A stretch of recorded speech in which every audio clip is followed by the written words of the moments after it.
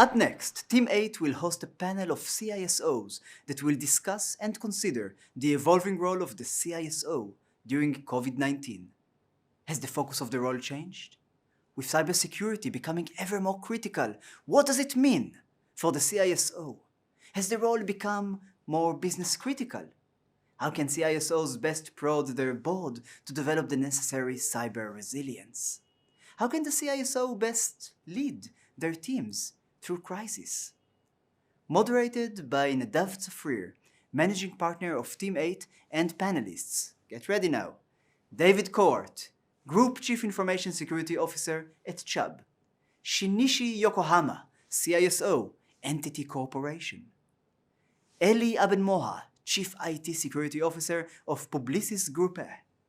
Oren Hogery, Chief Information Security Officer of VIA, On-Demand Transit. And Charles Blauner, Operating Partner and CISO in Residence at Team 8. Take it away, guys. Good afternoon if you're in European time or in the Middle East, and good morning if you're joining from America, and I guess late night if you're in Asia. Delighted to have everybody. We have really an amazing panel, and we want to talk about what it means to be a leader, a security leader in large enterprise in Corona time. What does it mean in terms of the threat, the emerging threat, but also the opportunities as we look forward, understanding that this is obviously not only a threat, but also an opportunity for many things, beginning in digital transformation and others. We do have a great panel with us. I want to start by letting everybody talk a little bit about their background for a couple of minutes, and then we'll jump into it. And maybe we'll start with David. Yeah, my name is David Cowart. I'm the Chief Information Security Officer at Chubb. We're a multinational insurance company based in Switzerland, with our operations across 54 countries across the world. Real happy to be here, and thank you for the invitation to the panel. Thanks, David. Really happy to have you with us. And going forward, Shinichi-san, please.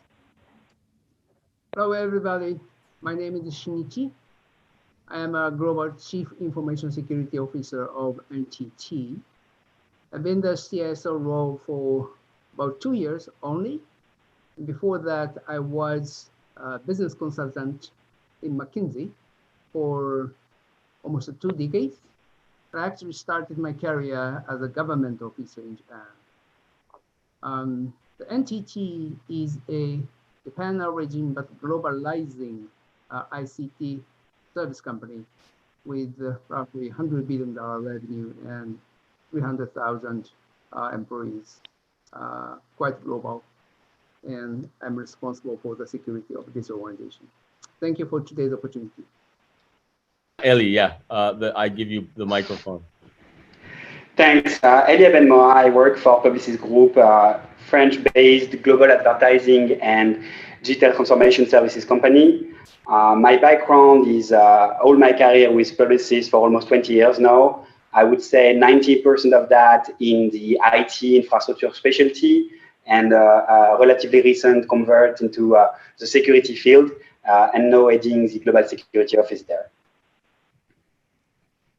Thank you very much, Elie, and over to you, Oren. Hi, Nadav. I'm currently the Chief Information Security Officer at VIA Transportation. VIA is a well-vested mobility company based in New York. We develop innovative solutions for on-demand and pre-scheduling transit, and I'm very happy to be here. Yeah, I can tell you that as a New Yorker, I'm a happy customer, and I just made my way to the office on VIA today. And I think you guys are doing a tremendous job at keeping us all safe. Thank you. Happy to hear that. All right. Charles. So, hello, everyone. I'm Charles Blauner. I am a partner at Team 8, and I'm the CISO in residence. I joined Team 8 in January after having retired as being an operational CISO for honestly most of my life. I've been in information security since the 80s. In the late 90s, I became the CISO of JP Morgan. In the 2000s, I was the CISO of Deutsche Bank, and I spent the last 13 years of my life leading the security program at Citi. And I'm very happy to be here today with everyone.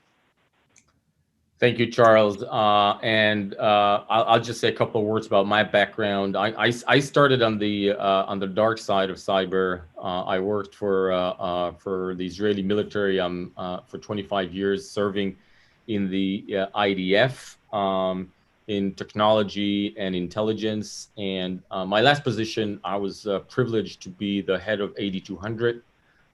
Which is the Israeli version of the NSA, I guess. But more importantly, I think one of the most prolific talent providers to the global cybersecurity talent pool, which we're very proud of. And about 7 years ago, I retired from the military and started Team 8. Team 8 is a company building platform. Our vision in life is to try to identify and research the underlying real tech problems in cyber, both today and in the future. And based on that, build solutions, working together with our village. We are now going beyond cyber and doing the same thing at FinTech, and we have become the Team 8 group. And so thank you for Cyber Week for the opportunity to moderate this great team. To start with, and just to put us into the mood, I thought that I would share my screen and say a couple of words about where I think we are in terms of the current situation, which is obviously kind of crazy. This is the 10th annual Cyber Week conference. And usually we have it in beautiful Tel Aviv, where everybody can meet and interact on a personal level. We're obviously doing this on Zoom, remotely. Most of us are doing it from our own apartments. And this is a quite unusual situation for humanity, generally speaking, but obviously also for our digital infrastructure and what we like to call our digital trust. I think where we are today is that in many ways, we started back in February. I was personally with Charles at RSA, and we were in a state of denial. This is not our business. Nothing is going to happen. Why are these weird people doing all these fist bumps and not shaking our hands? What the hell is going on? Only to come back to New York a couple of weeks later and almost be in shock from the fact that overnight we needed to move from working in the offices. Most enterprises had over 95% of their workers in the offices, and overnight, 48 hours, most organizations had to move to work remotely. And that led us to a panic. Leading into, at least some of us, some euphoria when we understood that, in fact, the digital infrastructure that we've built over the last couple of decades did actually deliver something which it wasn't designed to. And that is most of the workforce working remotely on VPNs and VDIs, etc. But a few months later, I think for most of us, that led to despair when we understood that this is not something that's going away in a couple of months. And in the in-between, we need to start finding a way to do something hybrid. I think we all understood that we stretched our infrastructure to a point where they might break. We saw a surge in cyber attacks. And we understood that there is one thing that is keeping the lights on, which is digital trust. And if we lose that digital trust, we may have the same situation that we had 100 years ago in the last great global pandemic. And so here we are planning for the future and designing the new normal. And that's sort of what I think we should be talking about. In many ways, when we look at cyber today, it has just taken that started before COVID and accelerated it and exasperated the gap that we see between defense and offense. Because if if offense follows the hyperconnectivity curve, well, it just became really exponential. And obviously what that creates is more opportunities for the attackers and bigger challenges for defense. And this asymmetric situation that existed before COVID is just more apparent and has been dramatically exasperated over the last few months. And so if you look at it from the enterprise perspective, the probability of attack is higher. The susceptibility of the attack is also higher, and there's less room for error.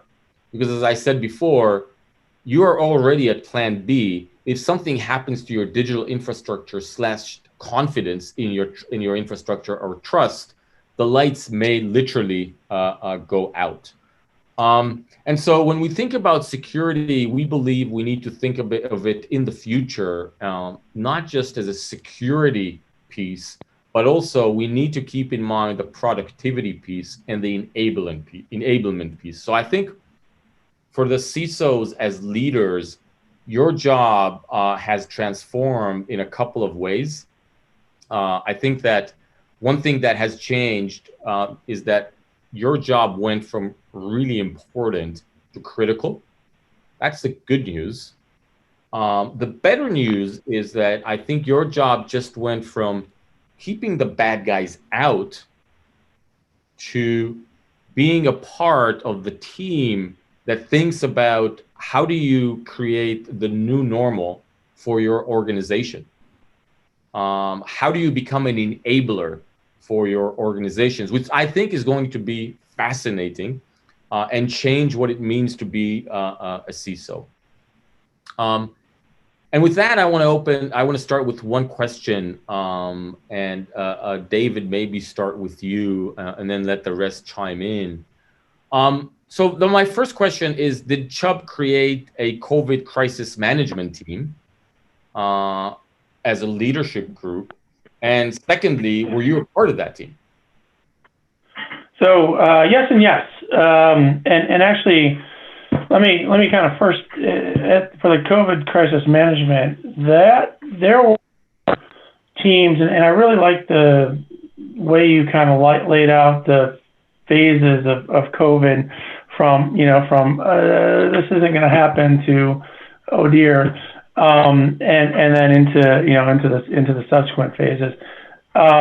We created teams that focus on different aspects of the business, the operations, and of course the technology. And I was a member of the team responsible for the technology and operation. And we've been meeting. We started meeting on a daily basis, and now we're twice weekly as we work through the design of the future and what is the organization going to look like in as we move forward. And David, did you feel that your position in that task force was more how do we keep the bad guys out, or did you feel that it was moving into how do we create a productive environment that balances between the challenges, the threats, but also where the business needs to go? Yeah, that's a great question. So certainly in the early phases, it was validating that our technology could continue to keep the bad guys out, right? That was in the very first steps, but very quickly moved to enablement and really themes around identity. So I know Charles and I have talked in the past about identity and how that's sort of come full circle at least twice in our careers, and but we spent a lot of time on enablement, and when you kind of get down to the crux of that, it really is there's a lot of identity components in there that are very important. So we spent a bunch of time on those. Thank you, David. Shinichi-san, from your perspective, can you chime in on the same subject?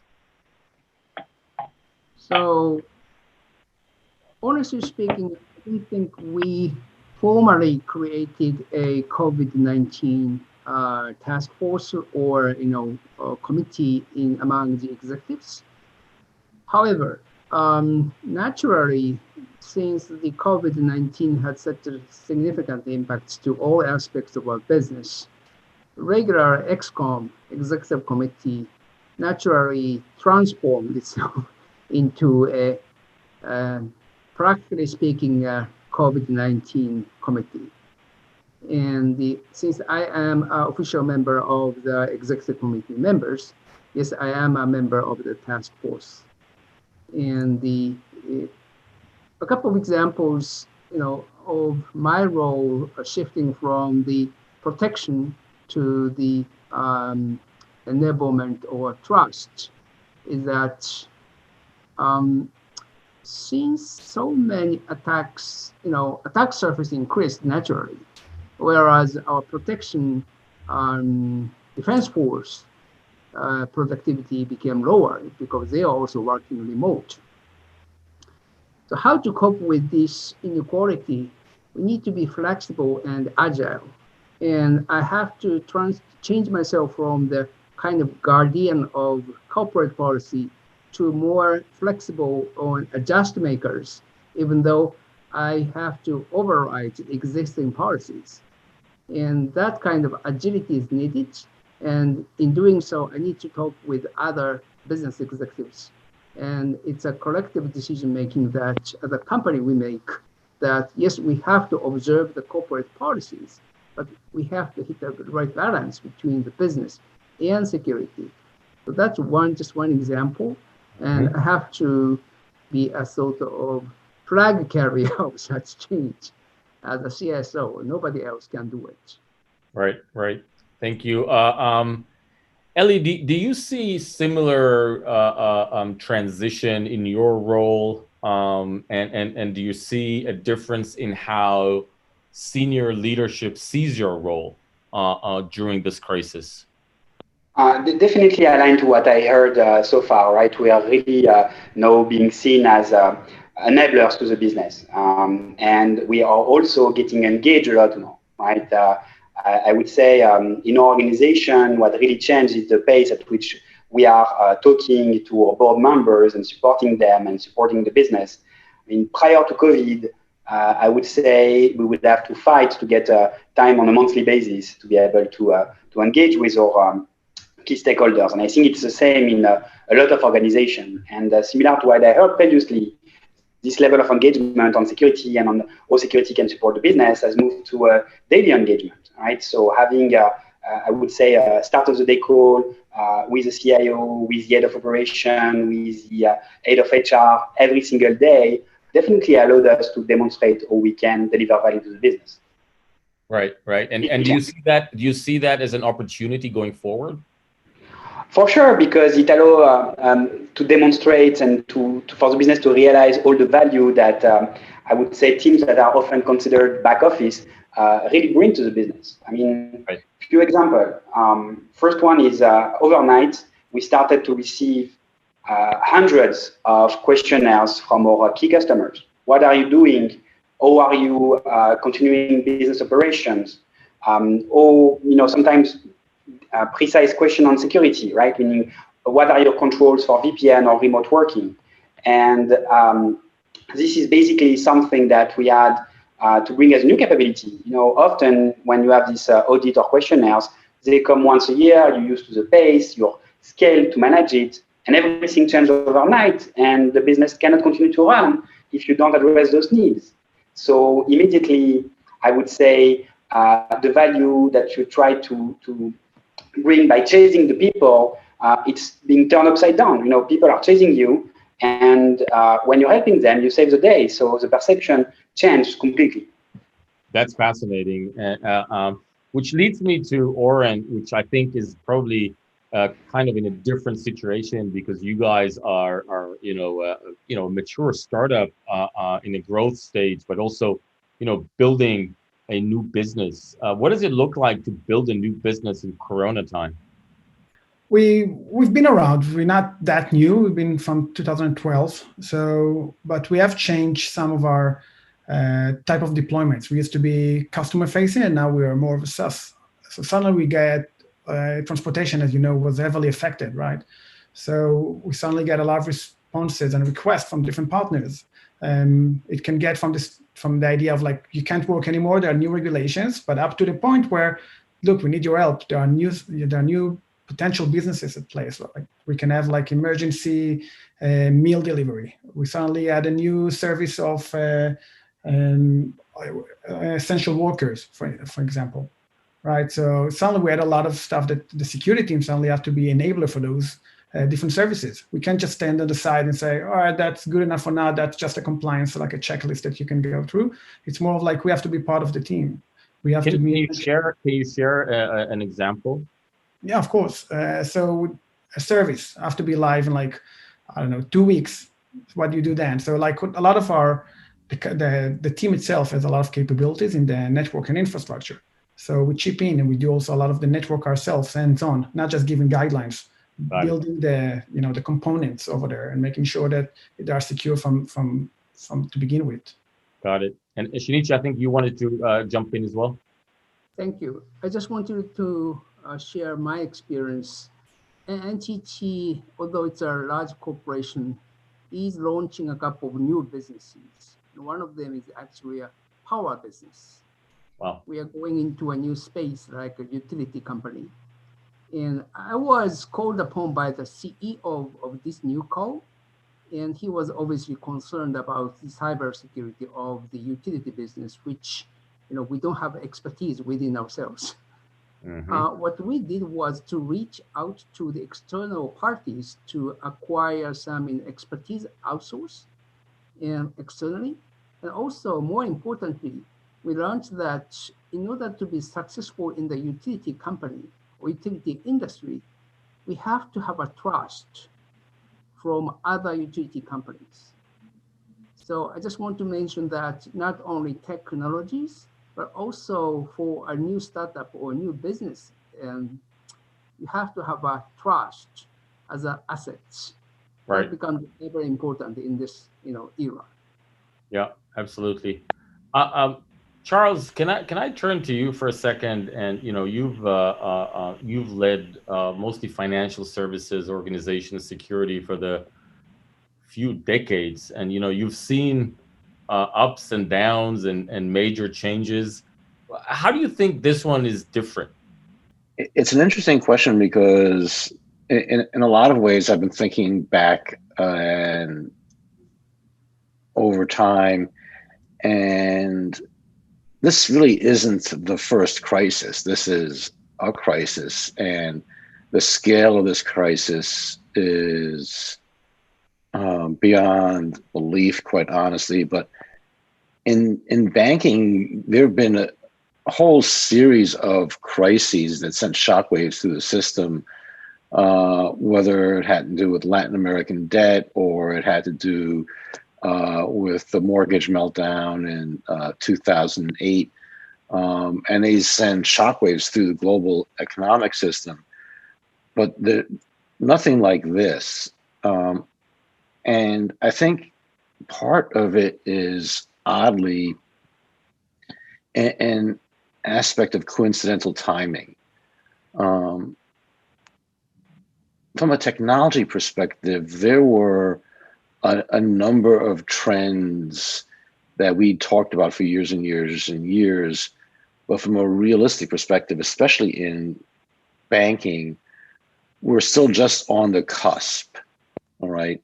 The degree to which we think about digitalization, the degree to which public cloud adoption was there. In a lot of ways, things were on the cusp. And then COVID comes in as a crisis and pushed us over an edge. And so I think it's different because its scale has affected and changed everything. And I think part of that is because of this sort of coincidental timing with these other trends that were happening from a technology perspective at the same time.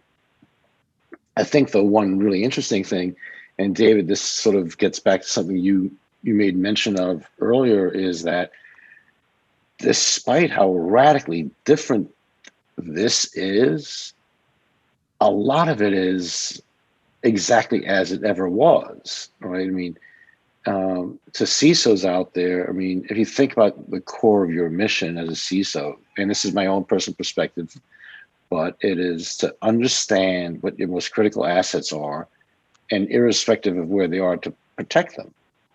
That hasn't changed. What you think of as critical assets has changed. How many of those assets are now digital has changed. Where they are has changed. Where the people are who's accessing them has changed.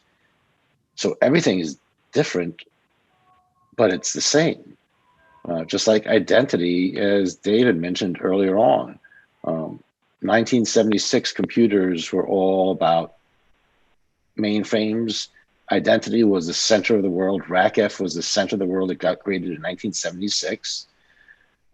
Today, with cloud and zero trust, the core of that is identity. It's completely different, yet still the same.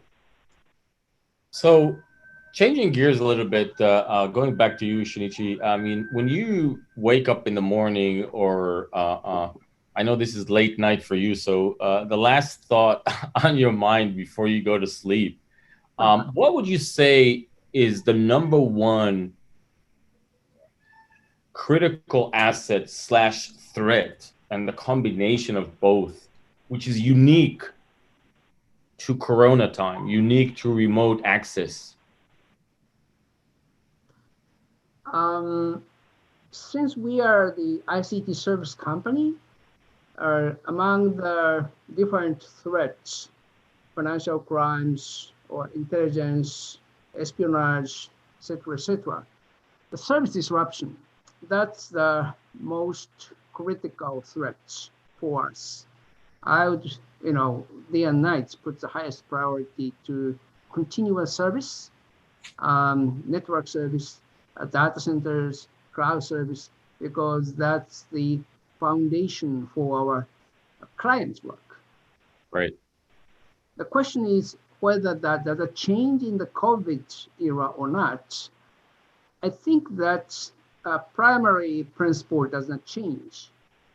Although I observe increased attacks for example, ransomware or Emortet, those, non-service disruptive attacks are increasing. However, our basic principle is constant, the same. Got it. David, from your perspective, what's the top of your list? Yeah.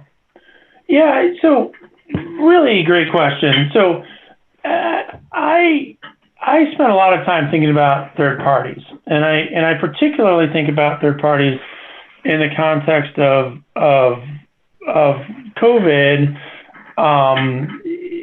because clearly, as you said in your introduction, the cyber attacks have increased, and when I think about particularly small, mid-sized businesses, are they able to keep up with the threat landscape? And you showed the nice pictures of sort of the acceleration of the threat and the sort of the lagging response of the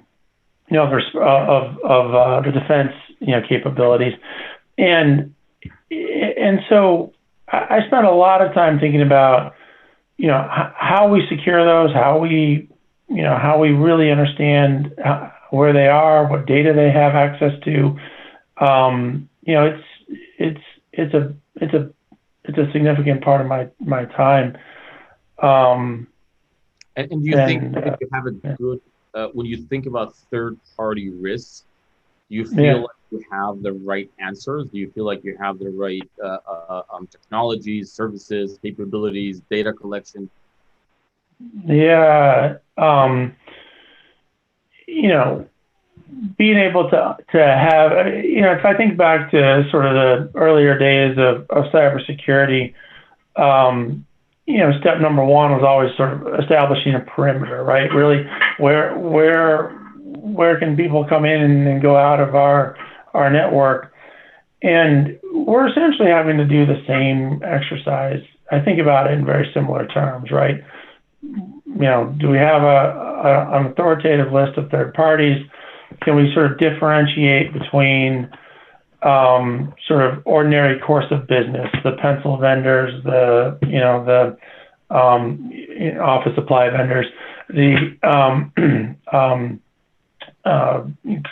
office cleaning, and so forth, from data center hosting, analytics. In our industry in particular, we spend a lot of time analyzing data, and if somebody has a new trick or a new capability, we're quick to test that. So we'll share data that instantly creates a risk that should they have a breach, our data could be lost.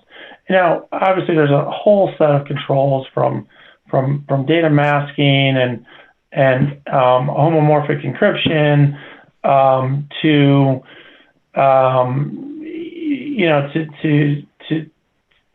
but really understanding what's there, how it's protected, and making risk assessments and risk judgments.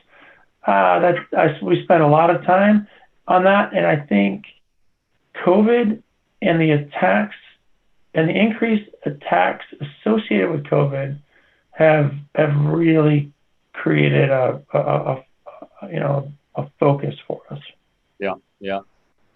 Elie, turning over to you. I think we can agree probably that one thing that has changed is the pace, right? So we've always had third parties, right? But now, the CEO can come and say, look, we need to create a partnership tomorrow or tonight. We don't have the time. So how do you cope with that? It's almost overwhelming from where I sit. Definitely, I think it echoes also what Charles just said, right? Things are not fundamentally changing. What's changing is the pace at which we are executing, right? The pace at which we're transforming. Moving to work from home or teleworking has been a tendency for years. It's just, maybe, what happened in a few months could have happened in decades, right? So this is just a sign that things are massively accelerating. And echoing to what you shown earlier, is I would say attackers are also accelerating, right? So the question is, how do we keep up? Before getting to, I would say, how do we first support the business? I would just wanted to add something about how do we protect us, or basically what really worries me right now in the context of this acceleration. What we see, I think what you've all seen, is that every breach is now becoming potentially a data breach, right? And to answer your previous question on what prevents me to sleep at night, this is the thing, right? It's the thing that in the past you could have ransomware attacks or later on crypto miners attack, and now all those commoditized type of attack also try to steal your data. And when you're a marketing company and data is your key business, this is, I would say, the key struggle. Now switching to your question on how do we keep up, how do we respond, I think that the key is a lot of preparation, right? Even though we couldn't anticipate the length of the crisis, the fact that we've been building teams, we've been building processes over time, I think is what allowed companies to scale. The fact that some companies were more ready with digital tools, with automation, is also what allowed us to scale. And where I echo David's comments, it's capabilities that maybe small players or medium-sized companies would not have, right? It's one of the advantages of being a large corp is that we had to automate, if not for, I would say, crisis reason, just for scale and efficiencies. So this past investment paid off. Yeah, thank you. Shinichi-san, from your perspective, and also, with your McKinsey hat from the background, do you think that there is a need, and do you actually see a change in leadership's tolerance for threat? I'd say that the tolerance for risk is changing or a little bit shifting from the, if I quote the NIST framework, identify, protect, detect, respond, recover. There's a clear shift from emphasis on protect to detect and respond, because the perfect protection is no more possible. Therefore, management are increasingly requesting a quick early detection and smart response.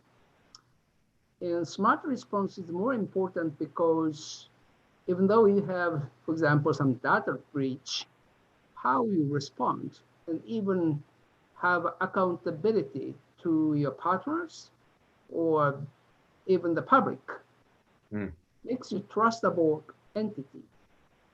Where traditionally companies do not disclose the breach from their side. However, in the context of that, stakeholders are more concerned about their partners' digital security or digital accountability. I think that how you respond, how you early detection, and then how you handle it, that respond part, this becomes more and more important. I think that's a very useful insight, which I guess ultimately will also change not only the risk tolerance but also the spend. Oren, do you agree? I mean, do you see a shift from protect to detect and respond, which, at least intuitively for me, I agree with Shinichi that I think this is sort of if the pace is accelerating, probably the only way to actually respond. Yeah. So the short answer is yes. However, I think VIA is in a different situation a bit, in the sense that we were born in the cloud, right? So to begin with, for us, COVID-19 basically meant that we just taking our laptops with us, and we have to remember to take the chargers, right? So it doesn't really make an effect remote from work. It was more about culture change for us. And that, in the sense, also we were very much of a startup at the beginning. So the appetite for risk was much higher. We were willing to take risk. And as you mature, obviously, you decline those risks, and you not willing to. I mean, you're in the place where you have so much to lose and a lot of sensitive information suddenly about so many people, right? So I think we took the other way around, and basically during COVID, especially with vendors, as mentioned by David before, we were we all the amount of vendors we are willing to use and the amount of information and access we're willing to provide them to begin with. It's not just to be able to detect, but to block it to begin with, to limit the perimeter a bit. That's where we came from a much more. It's interesting. It's interesting. I think maybe in some ways,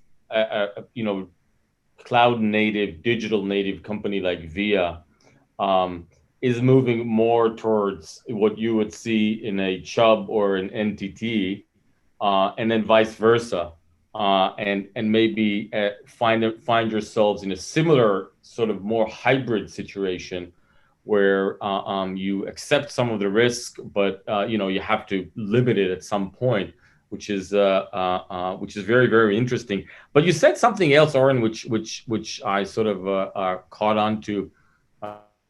Where you said, look, we're digital native, and so in many ways we just needed to tell people not to forget to take their charger, which I think is interesting. So Elie, I have a question for you. I mean, which is honestly not just about security, it's more about culture. So at the end of the day, how do you deal with having your workforce remote and not seeing them on a daily basis. And how sustainable do you think that is? Sure. So I think it depends on what teams, right? I would say if you ask about security or IT organizations, or like all type of teams are global by nature, right? I have no doubt that you already operate globally with your own teams, also in Team 8. So I would say for some teams like us, it's business as usual. If you look more into the business or the traditional advertising agencies, the studios, the people that are used to come to the office every day, I think this is a big impact. Right? I mean, definitely, we're seeing a lot of corporate communication around mental health in the current context. How do we make sure that people do not feel too much isolated at home? So it's an issue. It's an impact. In the long term, we see, I mean, at least in our business, people coming back to the office. We don't know when. We know it's probably not going to be 100% like it was at some point. And in the meantime, I think it's just about, I would say, trying to find tools and communication capabilities, new intranets, new applications that help people stick together virtually, replacing the traditional water cooler. Right? And Elie, do you find that from a security perspective, you're able to give the organization enough flexibility, for example, to move between tools? I think all of us have been in conversations in the last few months where one person is on Zoom, the other is on WebEx, the third is on Teams, and none of them is willing to change to the others because they're just not allowed to. Sure. So I would say we have a more pragmatic approach to it, right? Internally, we have a preferred solution, and then we don't prevent our employees to use other solutions when our customers or when, I would say, requirements are there to justify it. Again, you have to be open-minded, right? If you prevent a business to happen, then you don't have a job as a CISO anymore, right? So, right. I mean, Zoom is a good example, right? We are meeting today on Zoom. You can go back 6 months ago. Everybody was thinking Zoom is a big security issue and you cannot use it reliably. And some companies even forbidden it for their employees, right? I would say, I mean, sometimes, or at the beginning, you didn't have a choice. Look, Microsoft or WebEx didn't, allow for such scalable meetings from the beginning. Some clients would want to use one tool. You don't have the option to not get in front of your customer, right? So you have to do some education. You have to analyze what the risk is actually behind the hype and behind the press titles, and then you can support your business. I mean, if you're pragmatic, I think you find the solutions. And that's what also the business appreciates, right? I don't think a CISO that just says no would have survived or would be able to survive in the current context. Absolutely. David, same question to you.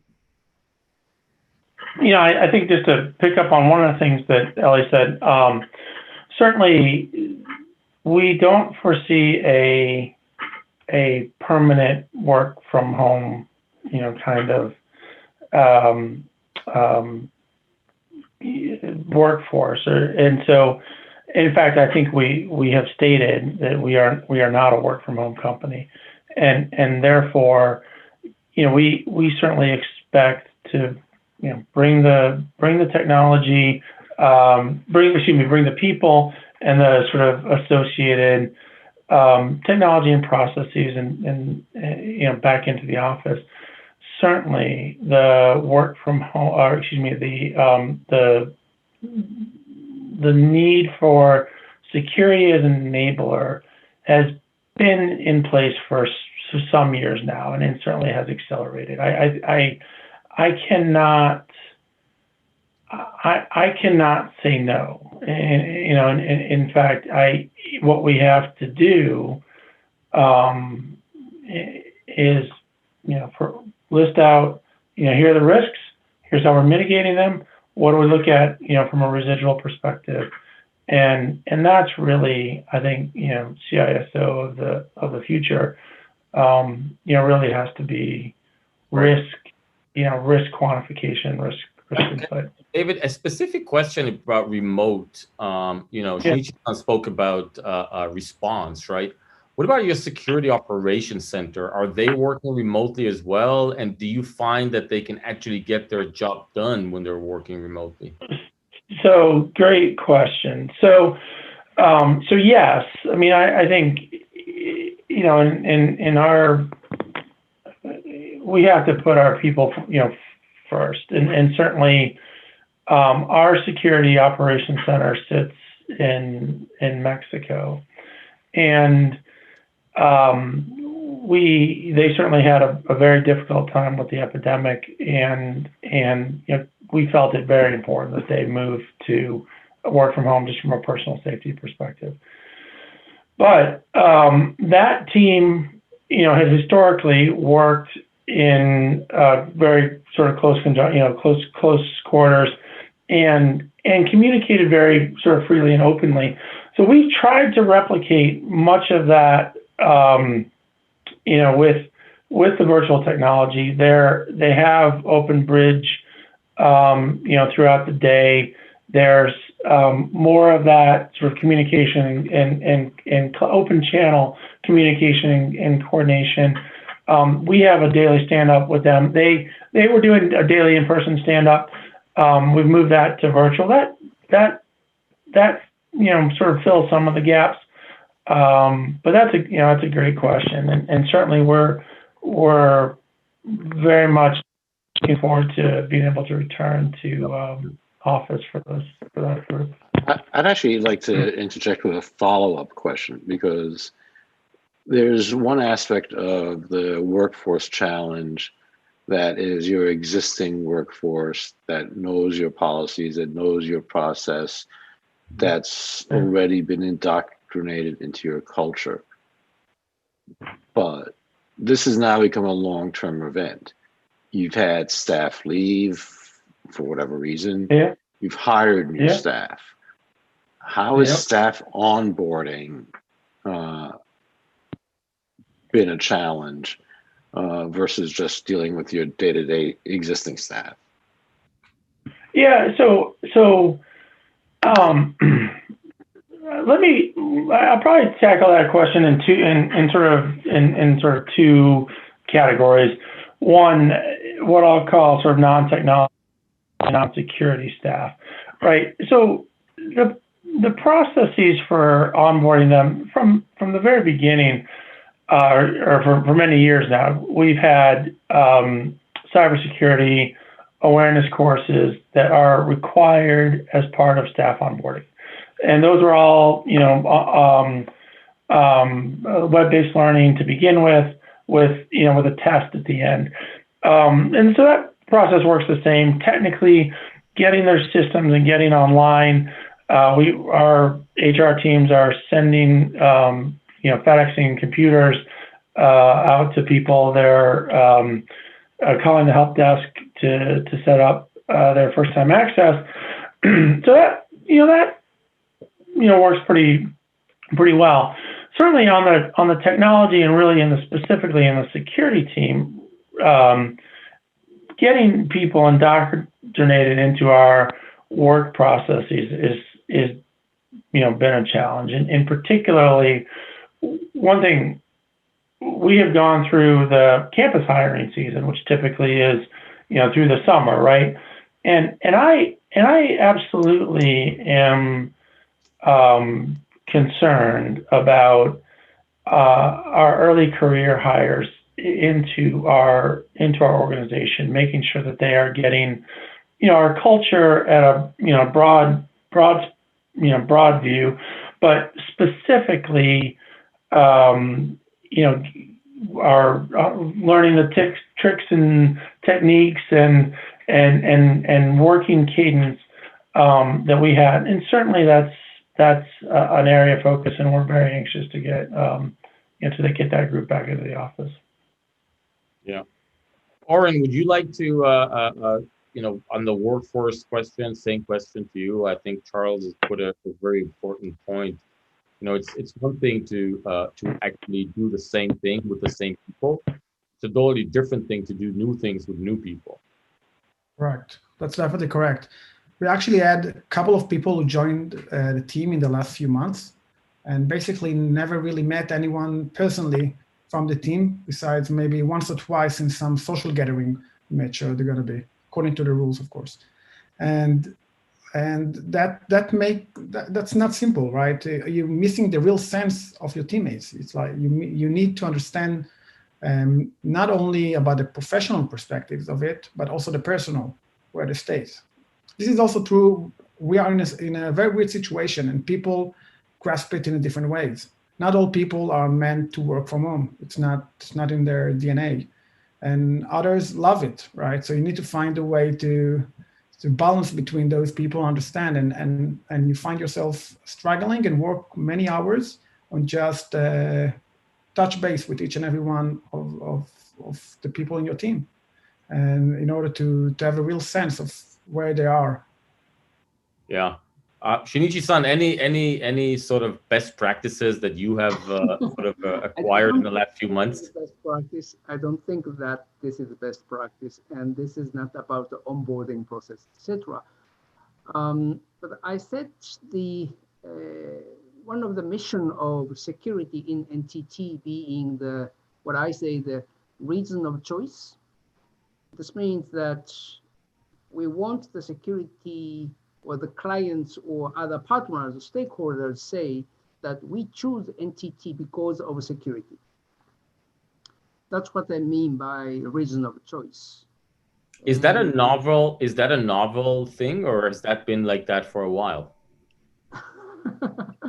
Well, I became a CISO about 2 years ago, so this is 2-year-old statement in NTT. And once you state as such, security is no more just something by the information security division people. That's a bold statement. I mean, and quite inspiring, I think. And do you find that you're able to actually carry that as also as a strong sales marketing advantage? I hope so, but just quoting some numbers, as I stated, NTT's revenue size is $100 billion, whereas our security business revenue is just a small percentage of that. Of course, we want to increase the security business, double, triple, but we have to be mindful about the 98%, the remaining, the core of our core business. So how security contributes to NTT's business is that, yes, on the security revenue itself, but non-security revenues, cloud service, network service, system business, everything, security has blended into what we do and become a differentiator. Otherwise, the security is just a big piece of our enterprise. You think that it is achieved also? No, I don't think we have achieved it, but it's a long-year journey, multi-year journey. But I have to sort of spread the security mentality and mindsets to all the people in NTT, from sales to system development, maintenance, even financiers. Everybody has to own security. That's what I mean, my aspiration. And I am actually leveraging this COVID as an opportunity to directly communicating my message to the entire entity group employees. Traditionally, the security, I had an opportunity to send a memo to the security division people only. But I thought this is a great opportunity for the group CISO to create a direct communication channel to the entire 300,000 employees of NTT and sent out, I think, so far 4 memos since the COVID started. Very interesting. Charles, do you think that's the future? Do you think that financial services will also say, bank with us because we're safer? Banks already say that. More so in the institutional business than in the consumer business. But in the institutional business, security is always a part of the RFPs. And certainly at my time at Citi, it was a very large part of our focus to make sure that our clients understood that we were focused on security, because at a bank, you're taking care of their money. Right. And so that's always a big thing. I do want to say one thing and to something that Elie mentioned earlier when he was talking about data, because part of what we're talking about in a sense ties to sort of the growth of the CISO. I think the data comment you made didn't get enough attention.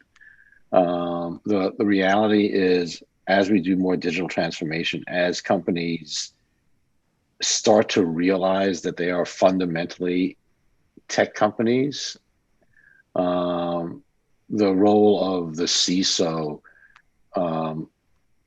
becomes more readily understood as being mission critical.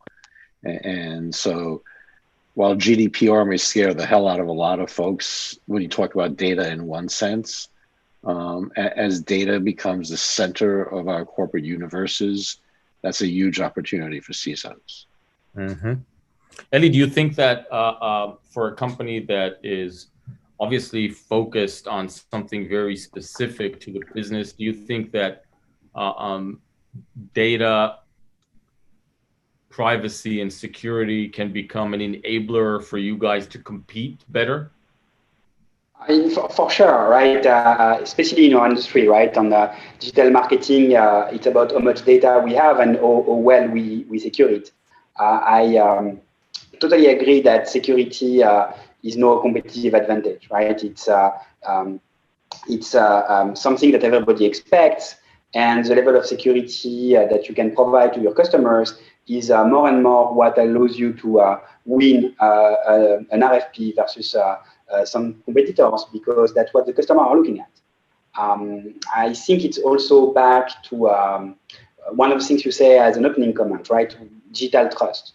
I mean, how do we make sure that our customers and the people we interact with on a daily basis trust that we are keeping, I would say, their data also safe? There is, no way, I think, for service companies today to win new business if you don't have security built in.